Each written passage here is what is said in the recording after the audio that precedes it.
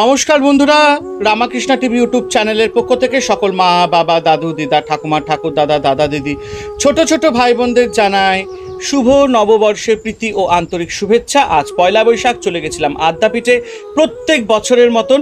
আর দেখো এখানে হালখাতা করতে এসেছি। বাবা যেটা এতদিন ধরে করে এসছে আমিও করছি। তো এই হচ্ছে ব্যাপার। আমার খুব ভালো লাগে সব ছোট ছোট রীতি রিবাজগুলো পালন করতে, কারণ ছোটোবেলার থেকেই বাবাকে দেখে এসেছি কিভাবে পয়লা বৈশাখ পালন করতেন এবং কিভাবে হালখাতার নিয়ম আছে সেগুলো সব কিছু দেখে শিখেছি, আর সেগুলোই আমি তুলে ধরে রাখতে চাই।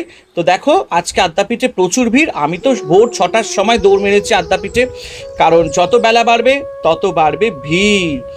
আর পুজো দেওয়ার পর মায়ের তারপরে হালখাতা করে তারপরে বাড়ির দিকে রওনা, কারণ আজকে বাড়িতেও আমাকে ঠাকুরকে সুন্দর করে সাজাতে হবে। আর এই দেখো আমার পুজো দেওয়া হয়ে গেছে, হালখাতা করা হয়ে গেছে, মায়ের দর্শন করে এবার বাড়ি ফেরার পথে। সবাই ভালো থেকো, আনন্দে থেকো। আজ যেহেতু পয়লা বৈশাখ, আজকের দিনটা অন্তত তোমরা সবাই যাতে ভালো থেকো, আনন্দে থেকো।